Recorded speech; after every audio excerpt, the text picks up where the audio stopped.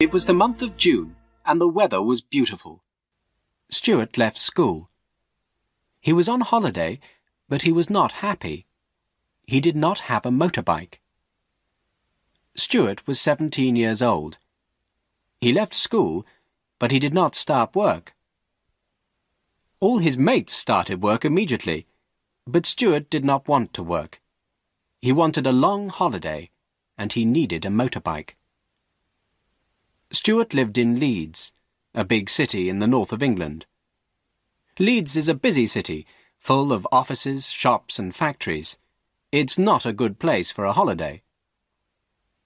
Martin, a friend of Stuart's, worked in a garage. Martin had a bike for sale. It was a beauty, a Japanese Suzuki. Martin wanted £350 for the bike, but Stuart did not have £350. He didn't have any money. Stuart went and looked at the bike every day. It was a beauty. He wanted to buy it. Where can I find £350? Stuart asked himself. Stuart left the garage and walked back home.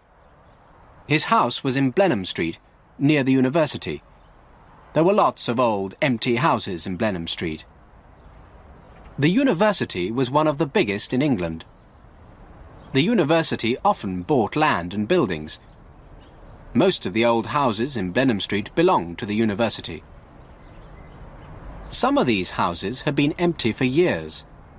Stuart often searched through them. Sometimes he found old books and gramophone records. One day, he told himself, I'll find something valuable. There was a large house at the corner of Blenheim Street. Its owner, a rich old woman, had died a few days ago. The university bought the house immediately. Now the house was empty. There was wood across the front door, and the windows were broken. Someone looked out of a window. It was a man of about 20. He had long hair and was wearing a headband. He looked strange. He was a squatter. Squatters live in old, empty houses, and they don't pay any rent. The stranger waved to Stuart. He wanted to speak to Stuart. What does he want? Stuart asked himself. Hi. Hello. Like to help me? Okay. Watch this house. How long? Half an hour. Okay. I'm Stuart. My name's Frank.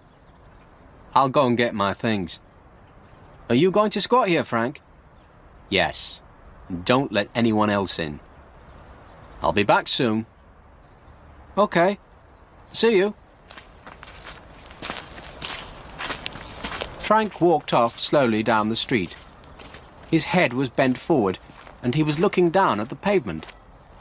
He was about 20, but he looked much older. Frank went round the corner, and Stuart turned towards the house. It looked interesting. The window was low, quite near the ground. The street was empty. Stuart put one leg over the windowsill and looked inside. Outside, the sun was shining brightly. Inside the house, it was dark. Stuart stood for a few moments and waited. Slowly, the inside of the room became clearer. There was a calendar on the wall. Lots of old newspapers were lying around on the floor. There was a mattress against the far wall. It looked new. Stuart looked up and down the street. There was no one around. He quickly climbed into the room. Stuart walked to the middle of the room and kicked away the old newspapers. There was nothing underneath them. There was no carpet, and the floorboards were covered with dirt. Stuart took the calendar down from the wall. It was an old one, 5 years old. No one had changed it for 5 years. Then Stuart remembered. The owner of the house, the old woman, had been ill for a long time. She hadn't got out of her bed for 5 years. The mattress was leaning against the far wall. Stuart went over and looked at it carefully. It was a good mattress. Stuart picked up the mattress and turned it over carefully. There was some stitching along one side, about 10 centimetres long. Stuart held the mattress between his knees and took out a small knife. Stuart cut the stitches carefully and then put his hand in the hole. He felt a bundle of newspapers and pulled it out. He quickly unwrapped it. Inside the bundle of newspapers, there were some banknotes. Suddenly, Stuart heard a voice. It was Frank. "Hey! Stuart! Where are you?" Frank was shouting. Stuart quickly wrapped up the money inside the newspapers. He held the bundle behind his back. "I'm in here, Frank!" he shouted. Frank came up to the window and looked into the room. "What are you doing in there?" Frank asked. "Nothing," replied Stuart. "I'm looking around." Frank climbed into the room and came closer to Stuart. Stuart moved to the wall. He held the bundle of newspapers behind his back. Frank looked round the room. He didn't see Stuart's knife on the floor. "You haven't taken anything, have you?" asked Frank. "I haven't taken anything of yours," replied Stuart. "You've moved this mattress," said Frank. Frank picked up the mattress and turned it over carefully. Then he saw the hole in the side. "You cut this mattress?" "It was stitched." "Is this your knife?" "Yes." "What were you doing?" "Nothing." "You found something." "I didn't." "What's that in your hand?" "Where?" "Behind your back." "Nothing." "You've got something." "Some old newspapers." "Hand them over." "They're mine." Stuart remembered the motorbike. He needed the money. He was going to keep it. It was his money, not Frank's. Frank was holding Stuart's knife in his hand. He came nearer to Stuart.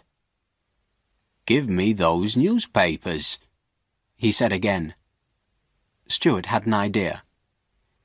"There's something else in the mattress," he said to Frank. "There was something under the newspapers. It's still there." Frank looked at Stuart for a few moments. He didn't believe him at first.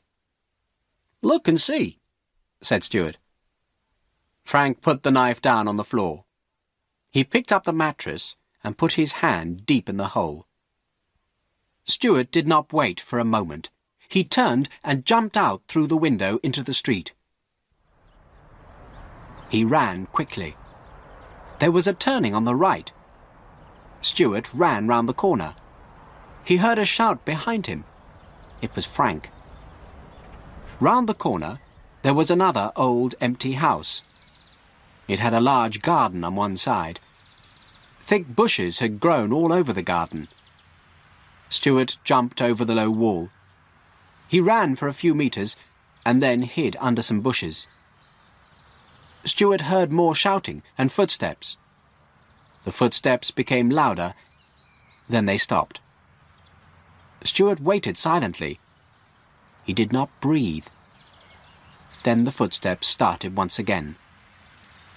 Stuart laughed quietly to himself. Frank had quickly picked up Stuart's knife. He jumped out of the window after him. Frank saw Stuart. He was running round the corner. Frank ran after him and turned the corner, but the street was empty. Frank stopped for a few moments and looked around. He noticed the old garden.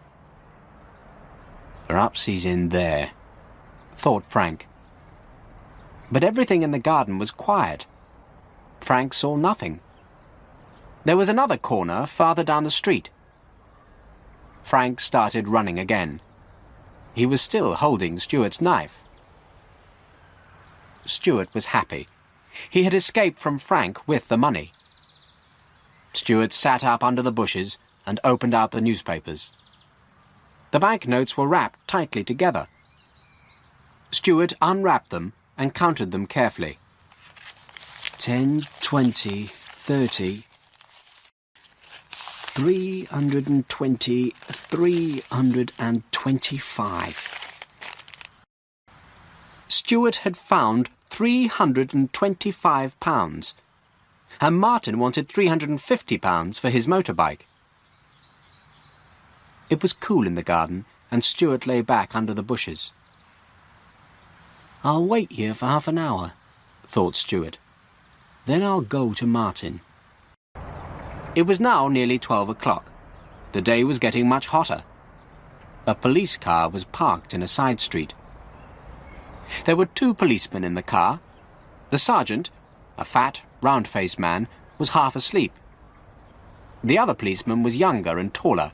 He was a constable. Suddenly, the constable sat up. He had seen something strange. "Wake up, Sergeant!" he shouted. "Look over there!" Where? What? asked the sergeant, still half asleep. "Over there! Someone's running with a knife," replied the constable. "The man's gone mad. It's this heat." Quick, get out and catch him, said the sergeant. The 2 policemen jumped out of their car. Frank saw the policeman. He threw Stuart's knife away and started to run. The constable soon caught him and held his arm tightly. The sergeant found the knife in some long grass. The constable took Frank towards the police car. The sergeant came up to them. He was holding the knife. Oh, it's you, the sergeant said to Frank. What's going on, Frank? I'm looking for a guy. With a knife? What guy? He's stolen my money. What money?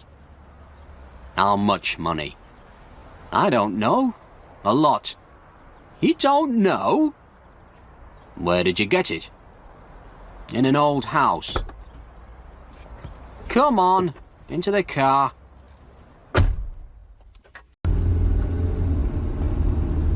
Where are you taking me? asked Frank. To the police station, replied the constable. But I haven't done anything. The money was mine. That guy took it. What's his name? Stuart. Stuart took it. Who's Stuart? asked the constable. I met him in an old house, replied Frank. Where you found the money? asked the sergeant. Yes, I found it inside a mattress, said Frank. Who's got the money now? asked the sergeant. That guy, Stuart. He ran away with it. So, now we have to find Stuart, said the constable. Stuart waited in the garden for half an hour. It was getting hotter. It was nearly 12 o'clock. I'll have to move now, thought Stuart. Martin goes for his lunch at 12:30. Stuart looked out carefully from the bushes. The garden was empty. He hurried out of the garden onto the street. He walked towards Martin's garage. Stuart did not see the police car. It stopped outside the garden a few moments later. Look in this garden, Frank told the policeman. Perhaps he's hiding in here. Hi, Martin. Hello, Stuart. How much for the bike? £350. I want it. How much for me? Still £350. Have you any money? Yes. How much? £300. No, that's not enough. 325? Okay, she's yours. Great, thanks. The policeman got out of the car. Frank got out too. The constable held his arm tightly. The sergeant went into the garden. He looked around for some time. Then he came back. He was holding a bundle of newspapers. There's no one there, the sergeant said, but I found these old newspapers. That's them, shouted Frank. Something was wrapped in those newspapers. Just then a motorbike drove up towards the police car. That's him, shouted Frank excitedly. That's the guy.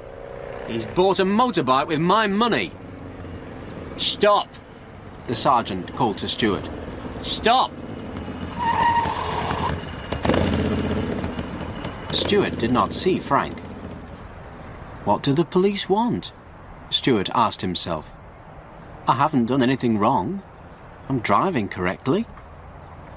Stuart stopped the bike by the side of the road. He took off his helmet. Is that bike yours? The sergeant asked him. Yes, it's mine, replied Stuart.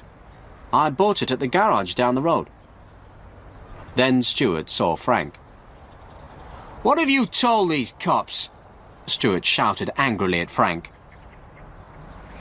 We'll all go to this garage, said the sergeant. They all walked back to Martin's garage. A big black cloud now covered the sun. It was beginning to rain.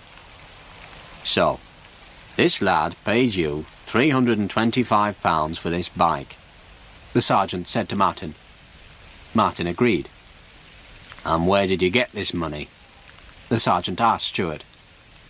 I found it, replied Stuart. I found it in a mattress. It was in an empty house.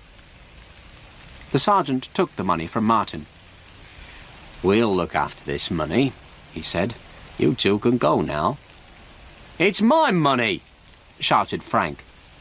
Do you want to come to the police station with us? Asked the constable. Frank walked away, still shouting. I'm sorry, Martin said to Stuart. It's my bike again. Not for long, replied Stuart. What do you mean? Asked the sergeant. It has started to rain now, replied Stuart. I don't want a holiday.